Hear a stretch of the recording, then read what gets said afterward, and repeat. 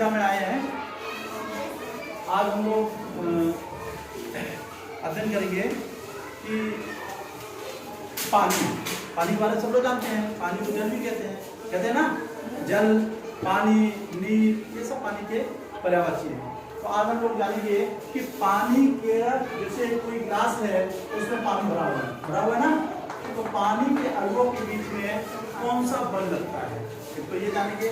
दूसरा जानेंगे पानी को जब हम यहाँ से हीट करते हैं तो ये क्वथनांक क्या होता है, क्या है क्वथनांक क्या होता है, ठीक है, ये जानेंगे। क्वथनांक के बाद हम लोग वाष्पन जानेंगे। क्या जानेंगे?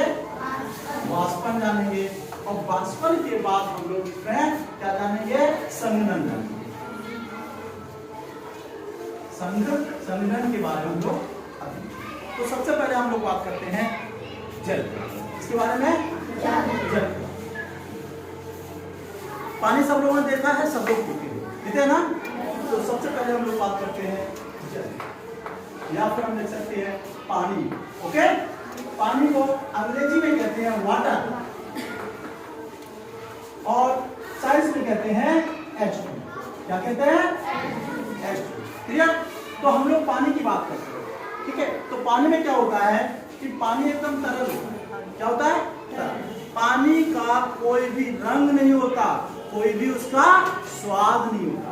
रूम टेम्परेचर पर पानी रंगहीन होता है। रंगहीन मतलब नहीं होता, स्वादहीन होता है। होता पानी का कोई रंग, स्वाद होता है उसको?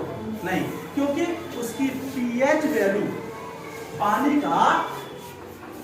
की जो पीएच वैल्यू होती है, क्या होती है? पीएच वैल्यू आपका कितना होता है? 7। कितना होता है? 7। तो इसलिए इसका कोई रंग नहीं होता, इसका कोई स्वाद नहीं होता। क्लियर हुआ? अब हम बात करते हैं पानी के अणुओं की। पानी को एक गिलास में हमने भर दिया। इसमें भर दिया, एक बड़ा सा गिलास लिया और इसमें हमने पानी भर दिया। क्लियर? ध्यान से देखेंगे, जब हम भरते हैं तो उसकी 2 सतह होती है। कितनी? 2। एक ऊपरी सतह ये कहलाती है ऊपरी सतह, ओके, और ये निचली सतह। क्लियर? तो ये इन अणुओं के बीच में यहाँ जैसे एक ये एटम है, ये एटम, इन अणुओं के बीच में एक बल लगता है जिसे बोलते हैं अंतरा आणविक बल। क्या कहते हैं? अंतरा आणविक बल लगता है, क्योंकि एक दूसरे को पास है। तो हम बात करें अणुओं के बीच में, ये जो एटम होते हैं, पानी के जो भरा होता है, एटम होते हैं ना, ये पानी जो भरा होता है, इन पानी के एटमों में भर देंगे तो ये जो है ऊपर नीचे इधर उधर मूवमेंट करते रहते हैं। क्लियर है? पानी जो करते रहते हैं। अब हम बात कर रहे हैं कि पानी के में क्या क्या क्रिया होती हैं। पानी में सबसे पहले हम देखेंगे इसका क्वथनांक क्या होता है। ओके, चलिए।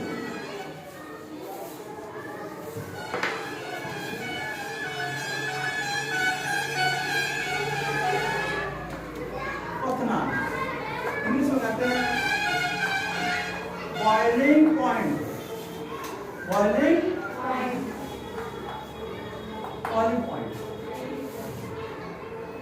ओके, देखिए क्या है, एक हम बड़ा सा बर्तन लेंगे, बीकर टाइप का। ओके, इसमें हम क्या करेंगे, नीचे से हम गैस बर्नर की सहायता से हम इसको फ्लेम करेंगे। क्या करेंगे कि, और इसमें हम क्या भर देंगे? बोलो, पानी भरेंगे। क्लियर? Okay, any problem?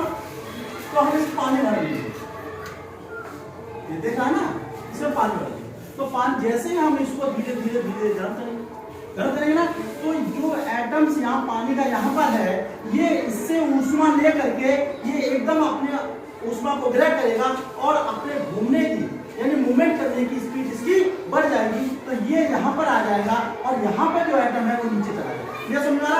इस तरीके से ये ऐसे मूव करता हुआ एट लास्ट ऊपरी सरफेस पे आ जाए। ये समझ में आया? तो जैसे हम धीरे धीरे गर्म कर रहे हैं उसको, तो ये एटम जो है ऊपरी सतह पर धीरे धीरे ऊपरी सतह पर आना शुरू हो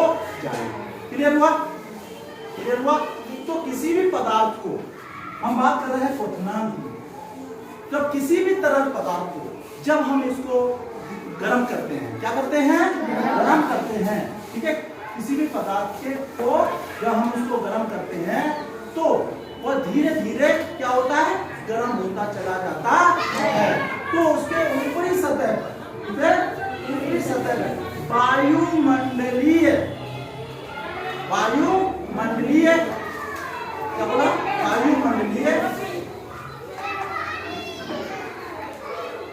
वायुमंडलीय वाष्पन दाब।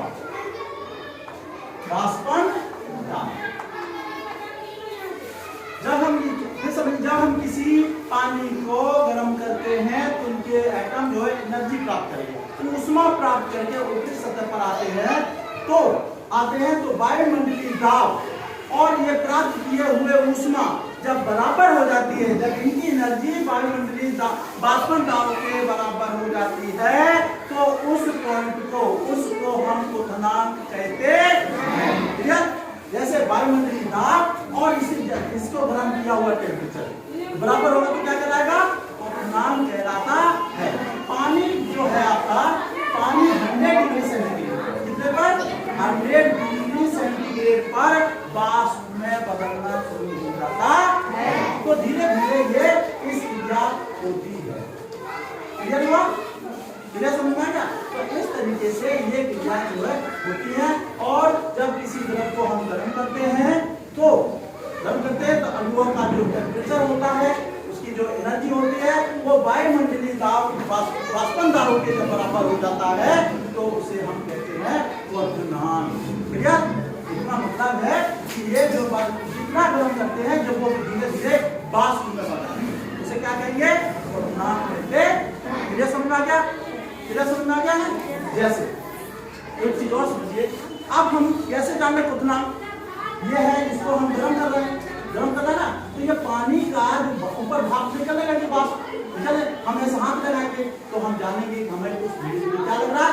गर्म सा लग रहा है। तो हम इसको क्या कहेंगे? बोलो, गर्म लग रहा है ना? गर्म लगता है तो इसका मतलब इससे जो है धीरे धीरे ये वाष्प बिल्कुल लगने लगता है। ठीक है, अब हम लोग आगे देखेंगे इसमें। अब ये क्वथनांक के बाद पानी क्या होता है? वाष्प बदलता है। वाष्प बदलता है। अब हम लोग देखेंगे वाष्प, क्या कहेंगे? वाष्पन।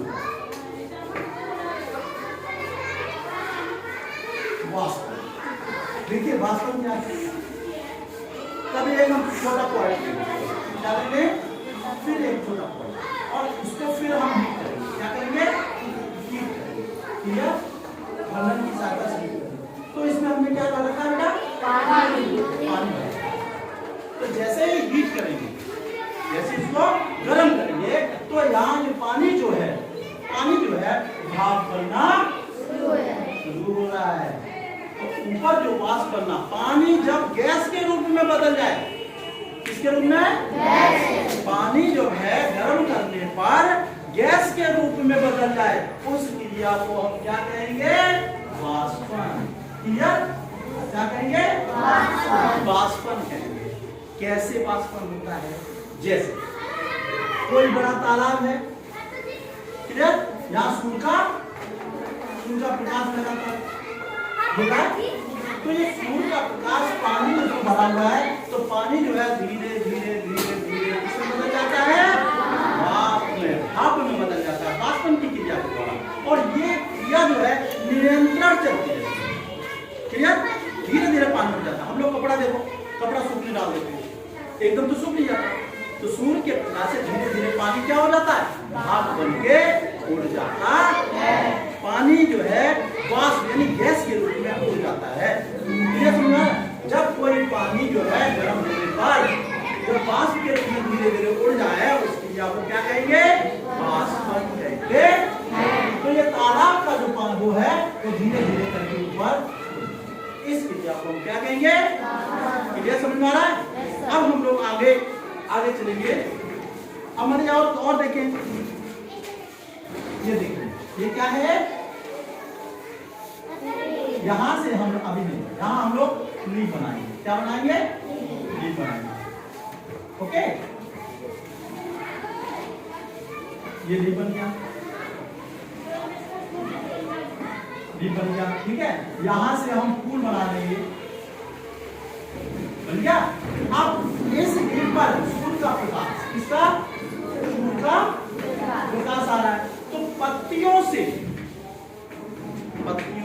सूर्य का प्रकाश जब इस पर पड़ता है तो यहाँ का पानी जो होता है वो बाष्प बन के उड़ जाता है, हो जाता है ना, वहां बन के उड़ जाता है।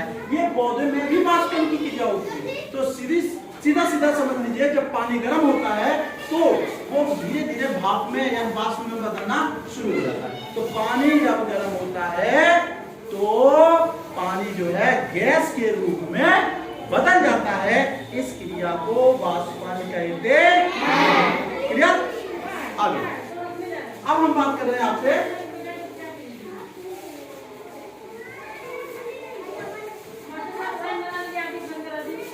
उसके बाद हम लोग कहेंगे क्या होता है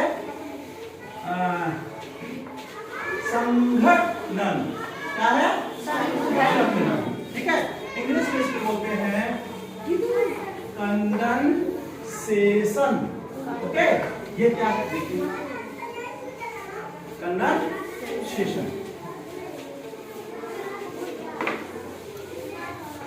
अब देखिए, फिर देखिए, एक पॉट लिया हमने, इस पॉट को फिर हमने एक फ्रेम की सहायता से यहाँ हमने स्टोव लगा दिया।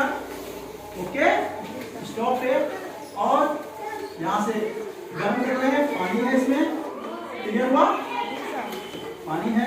इस पानी को जब हम गर्म कर रहे हैं तो पानी जब गर्म हो रहा है तो ऊपरी सतह पर जो एनर्जी है, गर्म करने पानी जो ऊपरी सतह पर पहुंचा है एकदम, और वायुमंडलीय जो वाष्प दाब है उसके बराबर जब हो जाएगा तो कितना कहलाएगा?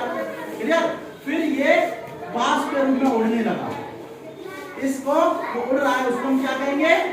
वाष्प कहते हैं। क्या कहते हैं? वाष्प कहते हैं। लेकिन संघनन क्या है? संघनन क्या है? इस उड़ते हुए वाष्प को, इस उड़ते हुए वाष्प को ऊपर से हम एक प्लेट रख देंगे। क्या रखेंगे? प्लेट रखेंगे।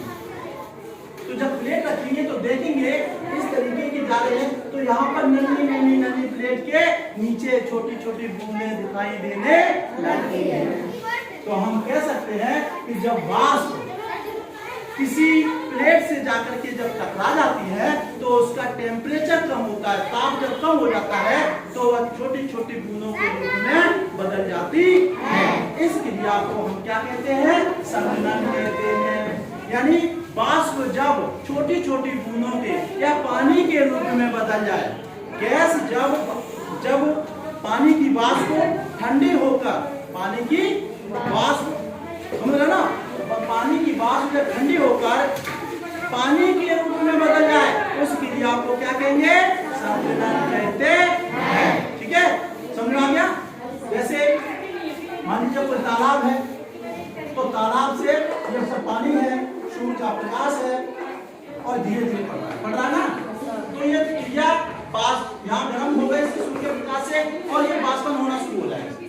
ये क्रिया लगातार चलती है, एक दिन में नहीं हो जाती, लगातार चलती है।